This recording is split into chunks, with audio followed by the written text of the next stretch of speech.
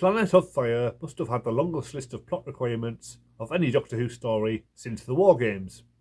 In just one story, they had to give Turlough an origin and write him out, introduce a new companion, write out Chameleon, and bring back the Master. And all the location filming had to be done in Lanzarote. Given all that, it's a miracle the story ended up any good at all. But it's certainly watchable, if a little overstuffed. The first episode is by far the best, full of stunning views of its unique setting.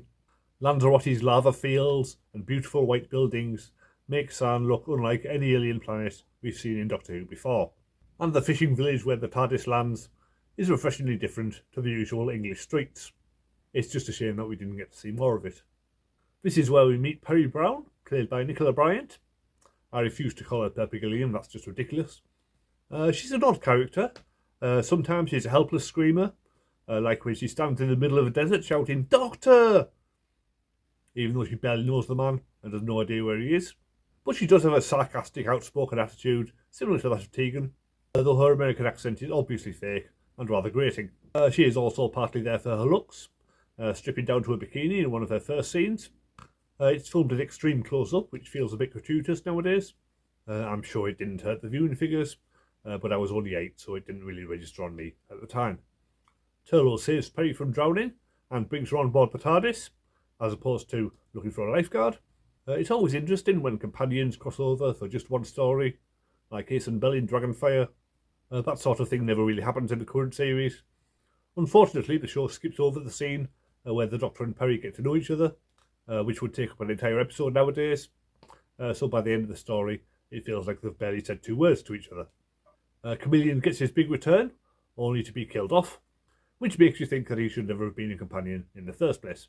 He is mainly used as a surrogate for the Master in this story, chasing Peri around the desert and forcing her to dig up his TARDIS. The revelation that the Master is actually tiny is a startling visual and completely unexpected, but the effects aren't really up to it, and the scenes where Peri tries to swat him with a shoe are unintentionally hilarious. Peter Wingard as Timinoff is the other main antagonist, a religious zealot who tries to burn the Doctor to appease his god Logar. He's a fine actor and he gives a strong performance. Ultimately, he turns out to be a tragic character, clinging onto his faith even when it's proven to be a lie. Turlough's origins are finally revealed, as we learn he's from the planet Trion, and was exiled to Earth after his father led a revolution.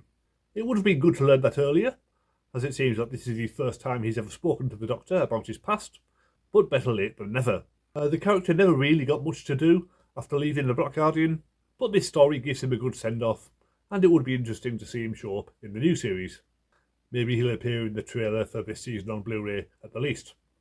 The ending is unusually dark, as Chameleon begs the Doctor to kill him, and he obliges without giving it a second thought, even though he's been travelling with the robot for months. And he basically burns the Master to death, though of course he does come back later. I'm guessing when he does, the Doctor will just say, "So, you escaped being burned to ash." That's usually how it goes.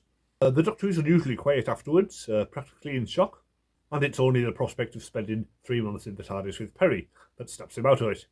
Still, you could argue that in the next story, he creates the persona of the 6th Doctor as someone better able to cope with all the death and loss that he's been going through recently.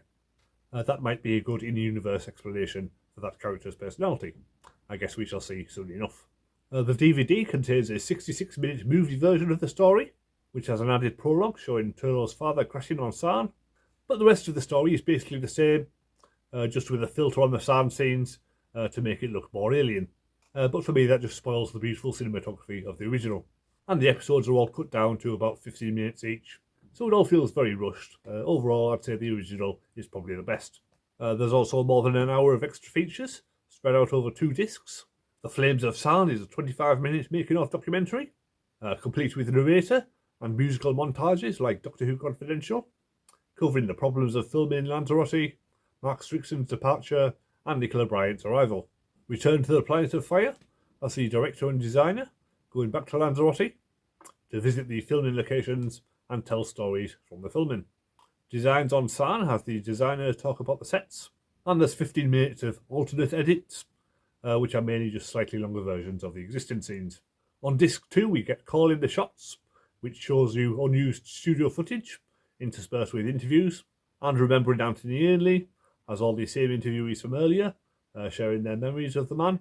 Plus we get a brief rundown of his life story, and there's a very amusing clip of him from a convention. It's a real shame he didn't survive long enough to record DVD commentaries. Overall, a packed story that looks stunning. The plot doesn't quite match up, but at least Turlo gets a strong ending. I'll give it 7 out of 10. Next week, The Caves of Androzani. It's always been one of my favourites, but what will I think of it now? Subscribe to find out, and I'll see you next time.